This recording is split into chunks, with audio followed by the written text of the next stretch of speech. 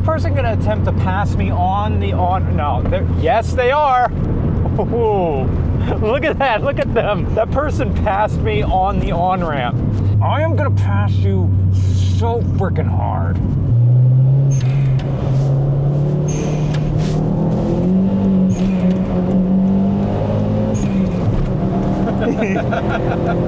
Oh, you think you're faster than me?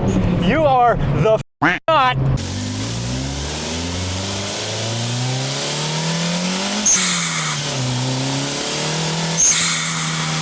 How is an engine this small making this kind of power? Am I gonna be in any other gear than second on this road? Oh. I gotta lock in. This is one heck of a hot hatch. You know, there are hot hatches, and then there's the Starlet GT Turbo. Oh my goodness.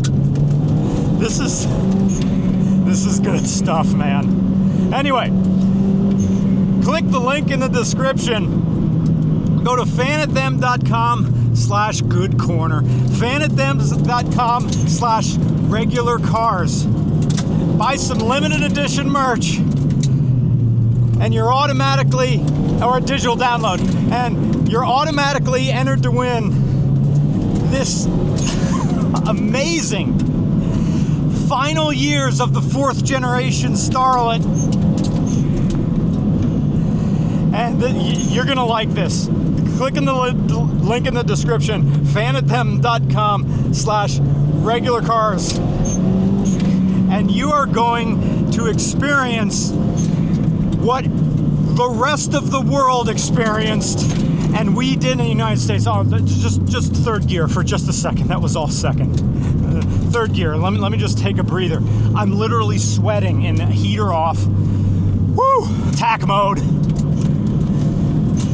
This makes back road burning exciting, easy, and engaging, with a totally useful learning curve and amazing poise. Divine, even. Don't say go-kart, but yeah, that's what this is. So anyway, this is a boost gauge. It goes like this, and then it goes like that, and then it goes like this, and then it goes like that, and then it goes like this, and it goes like that, and it goes like this. And this is 5th gear. This is top gear, and that's how it builds boost. This is a hatchback that is almost a rally car from the factory.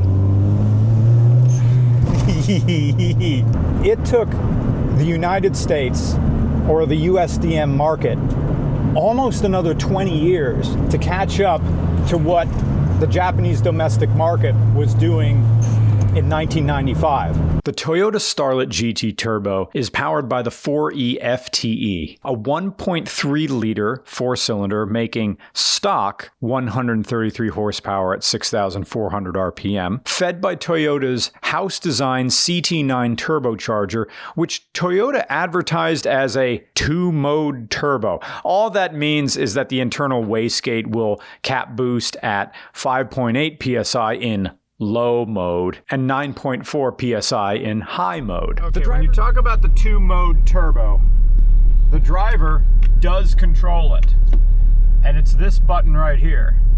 You press it, it says low, and then a little light on your stock turbo turns on and off. So we're gonna put it on low pressure for a second. The low button is pressed, and no difference. Interesting. It still boosts to, yeah. But I saw that thing go to 0.5 bar, which is like 7.5 psi. So nothing's really going on here. I'm guessing a low pressure mode may have been for fuel economy, right? Well, if you want to get good fuel economy, with a turbocharged car, just don't go into boost. Keep your foot down. But they gave you this button that can open the wastegate sooner. But this FE-FTE has headers, a relocated massive intercooler. Stock, the FE-FTE had a top-mounted intercooler, Subaru style, which was cooled via the functional hood scoop up here. There's also an HKS blow-off valve, because teenagers are the same no matter what country they're from. And it has a secondary boost gauge. There's 2 boost gauges in here. Look, whoever owned this in Japan, that's what he did. You got your stock boost gauge and you got your aftermarket boost gauge, and they both go at the same time. Hey, you got 2 eyes. You got 2 boost gauges. Plus, it's got some other surprises. I'm going to give you a tour here in a second, but how much power is this making now? Well, my butt dyno says about 165 horsepower in a car that's 5 burrito farts over 2,000 RPM. The center console, in addition to just being a center console, also moves. There's a little release down here and you can move it forward or back. Not a whole lot, but forward and back. There is beauty in this world. You just have to take a moment and look. In a decade of increasing slop, examples of true art and human engineering survive. And this 1995 Toyota Starlet GT Turbo is a fantastic example of hope in cruel times. The Starlet was one of Toyota's earliest compacts that was exported out of the home islands in 1973. The Gen 1 Starlet was partially designed by the legend Giorgio Giugiaro. I apologize if I'm mispronouncing that. I'm well familiar with his work. He's the same artist who designed the BMW M1, Bugatti EB112, 118, 218, Ferrari 250 GT, and of course the DeLorean. You know this man. Well, he set Toyota on the right track to Western acceptance, and it worked. The UK, Australia, New Zealand, South Africa, and Greece loved the Starlet. But back in the US and Canada, not so much. We bought the Corolla, the Tercel, the Celica, but not the Starlet. We only got the Starlet from 1980 to 1982. That was the KP61. But this was before the Starlet got EFI. Plus, Toyota was competing with itself by bringing the Starlet to North America, essentially splitting the popular vote between the Corolla and Starlet, just like Ross Perot did a few years later. But back in Japan, as the 1980s turned into the 1990s, engine blocks got stronger, RPMs got higher, and turbochargers evolved. 1980s turbos were slow, big, and laggy. Nothing wrong with that. It's just when you get on boost, there's nothing. What's that whooshing sound? And then wham! And then, oh my God, my head cylinder is going to fly off. But 1990s turbos changed.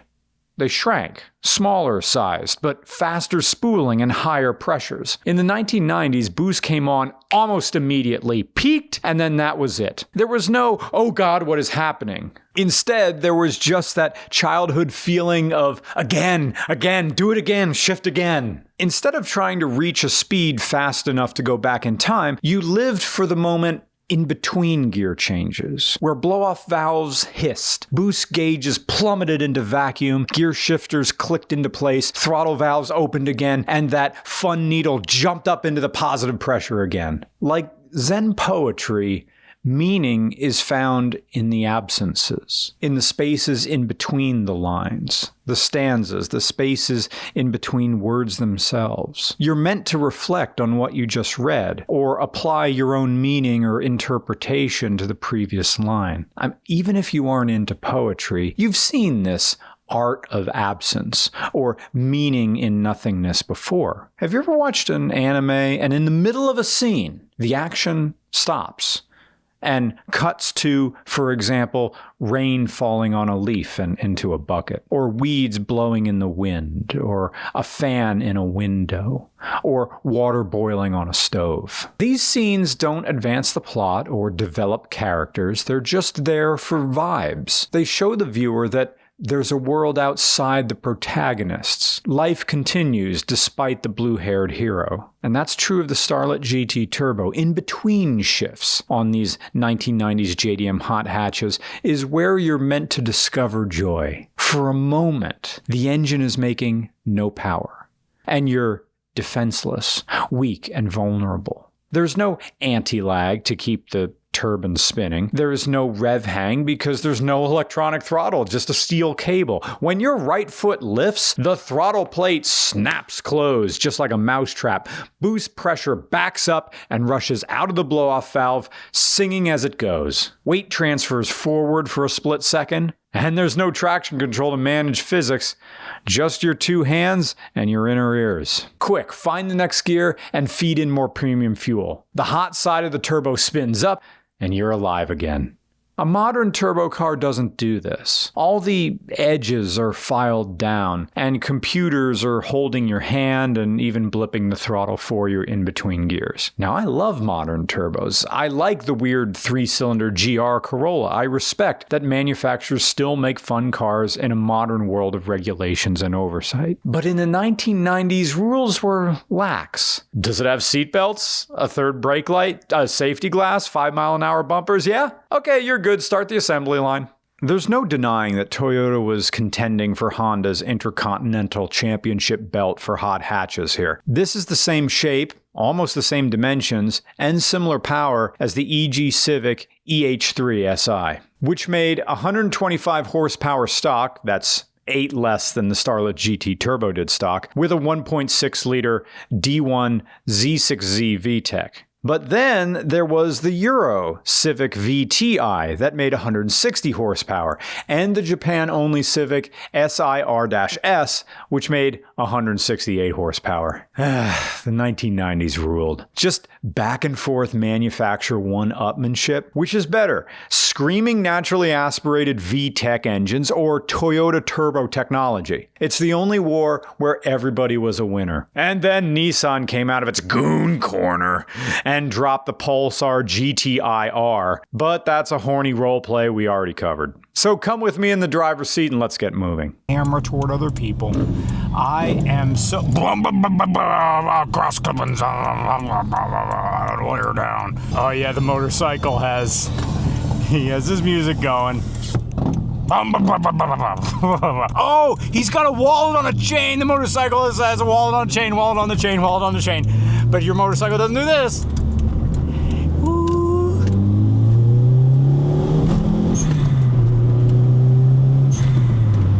One of the most hilarious things about the Starlet GT, especially this one, is how aggressive the revs jump and the... Look, some people don't like torque steer. I think it's hilarious. This thing torque steers first, second, and a little bit in third gear. The little 1.3 is so angry. It wants to just take the front of the car off and just sail away. And the directness of the handling. It is so precise. Oh, is that a Porsche? Oh, is that a 911? What's up, bro? He knows what I'm doing. He's gonna go right by again, isn't he? Yeah. Is he gonna let me in? Is anybody gonna let me in? Uh-oh. I think my hubris of being choo-choo boy has cost me dearly. Bye, Porsche. I'm in the turning lane. Whee! Remember earlier how I mentioned all the countries this was a hit in, and I included Greece? Someone DM'd me as I was making shorts about this and mentioned something very interesting. In Greece at the time, and I'm not sure if it's still the case today, there is a sort of VAT tax or value-added tax or insurance tax for automobiles, or for rather passenger cars, over 1.3 liters of displacement. And this is 1.2999 decimal point. And this has a turbo on it. And it has a big aftermarket community. So according to the person who DM'd me, this was very, very popular in Greece during the 1990s. This was the car to have, and I think that's amazing. We used this Starlet briefly as a camera car to film another video that's going to come out in March. And I had so much fun driving it, I kind of forgot we were supposed to be filming the car behind us, and we ended up leaving him behind as we were merging on the 422. I'll just drop the footage here.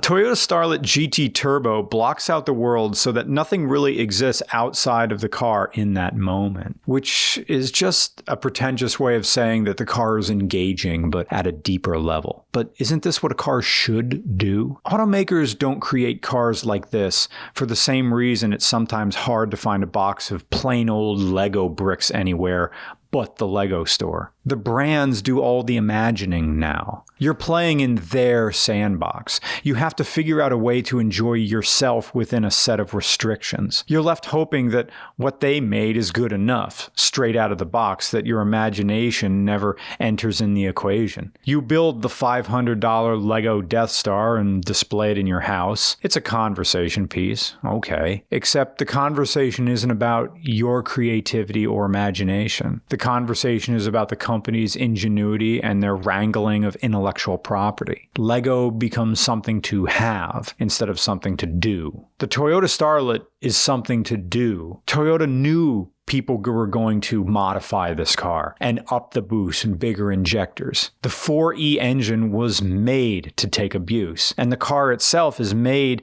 to be small and still be utility, but at the same time being quirky and tiny, but in a weirdly invisible way, to where few people really do a double take when I'm driving this thing around, except other gearheads. I got stopped at a gas pump by a guy driving a modern Honda Civic Type R. He didn't know what this was. And I'm an automotive journalist. I just started talking. Yes. This is a Toyota Starlet GT Turbo. Yeah. Dude, I was just driving around the back and I come around the corner going hiss, hiss, and some old guy with big glasses gives me one of these. And I come to a complete stop and I'm like, is this slow enough for you? You and your Dalmatian, okay, sorry. Yeah.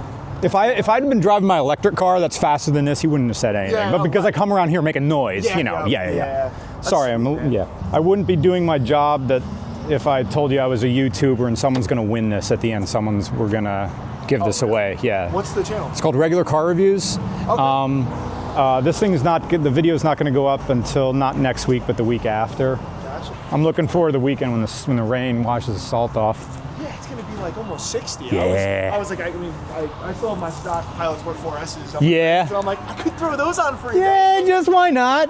Yeah. All right, I'm gonna fire her up. Have a great day.